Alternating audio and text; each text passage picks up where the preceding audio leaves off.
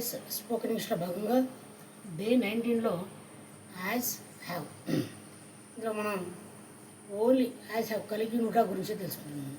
అంటే దీన్ని grammatical structure కాకుండా అంటే టెన్సెస్ రూపంలో కాకుండా మనం యాజ్ హ్యావ్ అనే దాన్ని మనం ఈ విధంగా యూజ్ చేయాలో చూద్దాం.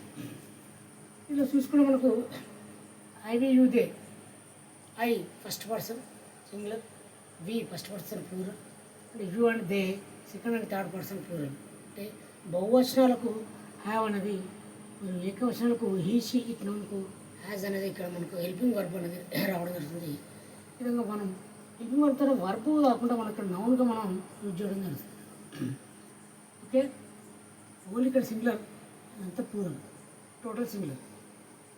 ఐ తప్ప మిగతా ప్లూరల్స్ ముందు రిమైనింగ్ ఈ షీట్ నౌన్ సింగులర్స్ ముందు మనం యాజ్ అనేదాన్ని యూజ్ చేయాలి, మిగతా వాటి ముందు హ్యావ్ అనేదాన్ని యూజ్ చేయాలి. సో ఇదంటే ఎక్కడ మనం యూజ్ చేయాలి, జస్ట్ కలిగి ఉంటా అనే సందర్భంలో ఎప్పుడప్పుడు యూజ్ చేస్తే చూద్దాం. స్ట్రక్చర్ ఏంది, సబ్జెక్ట్ ప్లస్ యాజ్ లేదా హ్యావ్ లేదా మనకు నౌన్గా మనం యూజ్ చేయడం జరుగుతుంది. చూద్దాం.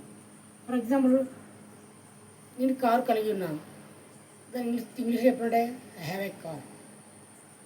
ఏం చెప్పాలి, ఐ హ్యావ్ ఏ కార్ అంటే నేను కారు కలిగి ఉన్నాను. ఓకే, నెక్స్ట్ నేను గొప్ప పర్సనాలిటీ కలిగి ఉన్నాను. I have a great personality. Simple, I have a great personality. So I have a car అంటే మీ కార్ కలిగి ఉంటే నాకు కారు ఉంది. I have a great personality అంటే నాకు గ్రేట్ గొప్ప వ్యక్తిత్వం కలిగి ఉన్నాను అని చెప్పడానికి ఇంగ్లీష్లో మనం I have a car, I have a great personality అని చెప్పుకోవచ్చు. అదేవిధంగా we have many problems. So మాకు చాలా సమస్యలు ఉన్నాయి. వీ హ్యావ్ మెనీ ప్రాబ్లమ్స్ అని చెప్పుకోవాలి. మాకు చాలా సమస్యలు ఉన్నాయి అబ్బా, we have many problems. Okay, ఆ విధంగా చెప్పుకోవాలి. సో మాకు చాలా ఇష్యూస్ ఉన్నాయంటే వీ హ్యావ్ మెనీ ఇష్యూస్, మాకు చాలా ఇష్యూస్ ఉన్నాయి అబ్బా చెప్పుకోవాలి. నెక్స్ట్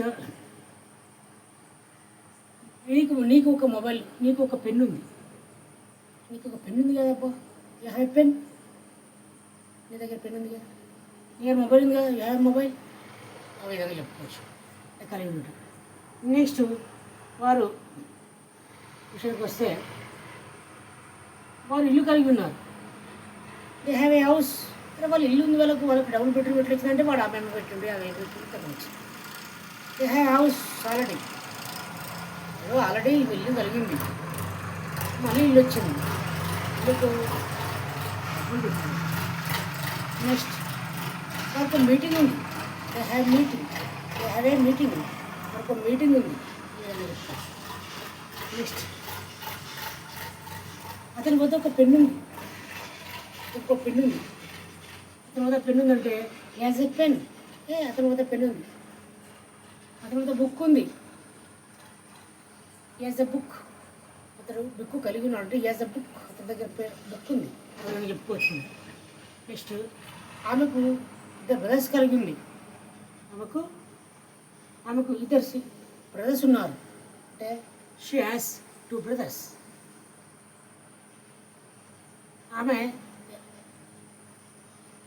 ఎర్ర దుస్తులు ధరించి రెడ్ డ్రెస్ ఆమె దగ్గర ఉంది. She has a red dress. Okay, ఆ విధంగా చెప్పుకోవచ్చు. నెక్స్ట్ ఇట్ హ్యాస్ ఎ టేల్. దానికి తోకుంది. ఇట్ హ్యాస్ ఎ టేల్, దానికి తోకుంది. ఇట్ హ్యాస్ ఎ బ్రాంచ్, ఆ చెట్టుకు ఒక బ్రాంచ్ కొమ్మ కలిగింది. ఇట్ హ్యాస్ ఎ బ్రాంచ్ అని చెప్పుకోవచ్చు. నెక్స్ట్ బన్నీ వద్ద బొమ్మ ఉంది. Bunny has a toy. Bunny has a toy. Bunny వద్ద బైసికల్ ఉంది. Bunny has a bicycle. Bunny వద్ద బైసికల్ ఉన్నాయి. Bunny has a bicycle. Bunny దగ్గర బైసికల్ ఉంది కదా, ఎందుకు అడుగుతున్నావు అని చెప్పుకోవచ్చు. సో ఈ విధంగా మనం యాజ్ అనేది హ్యావ్ అనేది సింపుల్, యాజ్ అనే ఏకవచనం ముందు, హ్యావ్ అనేది కూడా మొత్తం బహువచనం ముందు ప్లస్ ఐ అనే సబ్జెక్ట్ ముందు కూడా మనకు రావడం జరుగుతుంది. కలిగి ఉన్నాను అనే సందర్భంలో చెప్పడం జరుగుతుంది. ఫర్ ఎగ్జాంపుల్ ఒకటే examples, I have a car. I have a car అంటే నాకు కారు ఉంది. వీ హ్యావ్ ఏ కార్, మాకు కారు ఉంది. యూ హ్యావ్ ఏ కార్, నీకు కారు ఉంది. దే హ్యావ్ ఏ కార్, వారికి కారు ఉంది. హీ హ్యాజ్ ఏ కార్, అతనికి కారు ఉంది. యాజ్ వచ్చింది ఇక్కడ. షీ హ్యాజ్ ఏ కార్, ఆమెకు కారు ఉంది. బన్నీ హ్యాజ్ ఏ కార్, బన్నీకి కారు ఉంది. సింపుల్. హ్యావ్ వచ్చింది, ఇక్కడ హ్యాజ్ వచ్చింది. You have many problems. First కలిసి subject. I have many problems. నాకు చాలా సమస్యలు ఉన్నాయి. You have many problems. మాకు చాలా సమస్యలు ఉన్నాయి.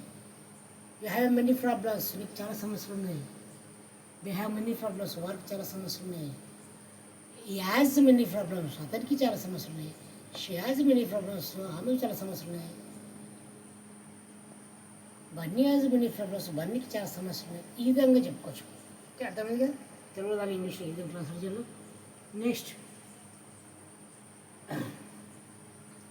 You have a pen. హై నుంచి ఐ హ్యావ్ ఎ పెన్. నా దగ్గర ఒక పెన్ ఉంది. You have pen. మా దగ్గర ఒక పెన్ ఉంది. You have pen. మీ దగ్గర ఒక పెన్ ఉంది. They have pen. వాడి దగ్గర ఒక పెన్ ఉంది. ఈ హ్యాజ్ ఎ పెన్. అతని దగ్గర ఒక పెన్ ఉంది. She has a pen. ఆమె దగ్గర ఒక పెన్ ఉంది. Bunny has a pen. Bunny దగ్గర పెన్ ఉంది. సింపుల్. ఈ విధంగా చెప్పుకుంటూ పోతే చాలా చాలా యాజ్ హ్యావ్ని మనం కలిగి ఉంటా సందర్భం తెలుసుకున్నాం. ఐ, ఈ, యూ, దే హ్యావ్ వస్తుంది.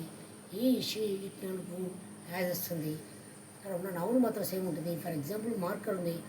I have a marker. As a marker. I have a marker. నా దగ్గర మార్కర్ ఉంది. As a marker. అతని దగ్గర మార్కర్ ఉంది. హ్యావ్కు యాజ్కి స్లైస్ డిఫరెంట్. ఓకే, ఈ విధంగా మనం యాజ్ హ్యావ్ను మనం యూజ్ చేసుకోవచ్చు.